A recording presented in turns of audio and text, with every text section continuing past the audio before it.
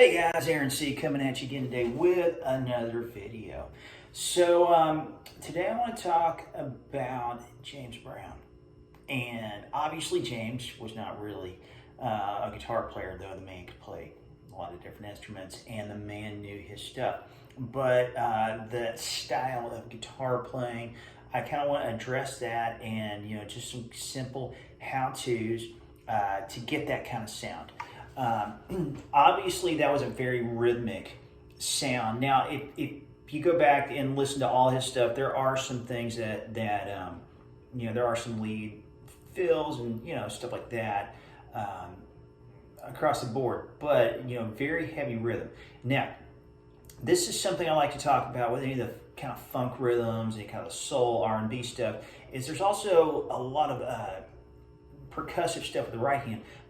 But what I like to introduce is a left-hand rhythm. So that would be, your chord hand. Now, for those of y'all that are left-handed, that would be your right hand. But anyways, I digress. Okay, so a lot of bar chords, a lot of what I call short chords. So for example, this F chord is a short chord of the 6-string F and so forth.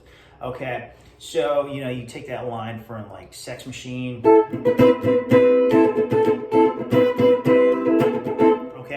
So what I'm doing there is you hear a lot of that string beating and a lot of, so that's what I'm referring to the left hand rhythm, because I'm constantly pulsing. It would be nothing different in the jazz realm when you're doing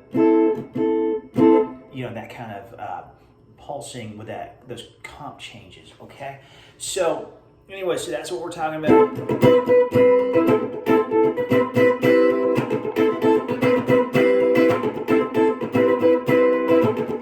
So that's kind of what we're dealing with there in that sort of ordeal, okay?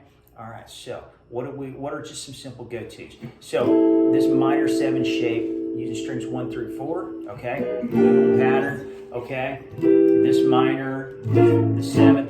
Now, you take this D7 shape, okay? So for example, right here I'm playing a G7 to a C7. Check this out, G7.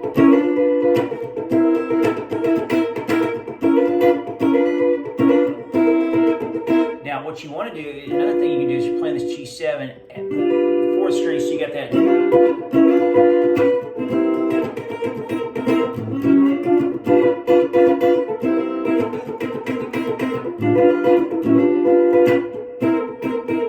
Okay, so that's another little thing you can do. Something I do with my students a lot of times is I take, for example, a chord inversion. So I take this C7, okay, so doing like this, I break it into this C7, this C7, this C7, okay, on strings 1, 2, 3, and 4. So I'm taking the same 4 notes and inverting them, okay? That's where you get the word inversion, okay? Piano players do it often. For guitar players, it's a different story, okay? Okay, so I take this C7 shape, okay? And there's this C7 shape. So right here is a G7 into a C7, okay? A lot of blues scale, a lot of minor pentatonic.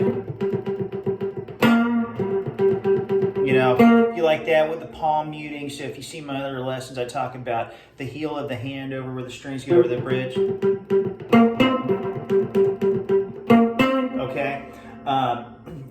So there's that. Like, for example, if you're doing I'll Go Crazy.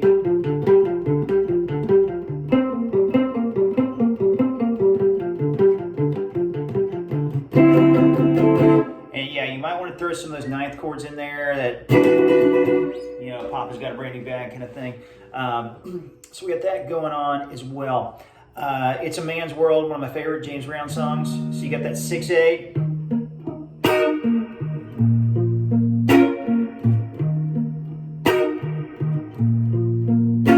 So you can hear that kind of palm muting, the backbeats. With a lot of 60s soul, 70s soul, Motown, whatever you want to call it. Very heavy on the backbeats. Backbeats are 2 and 4. Now that was a 6/8 time. I don't want to get too weird on you there. But 2 and 4 are the backbeats. Emphasis on 2 and 4. 1, 2, 3, 4. Okay? So those are things you want to keep in mind too from a rhythmic standpoint as well. Going to be doing a lot of rhythm guitar with this stuff.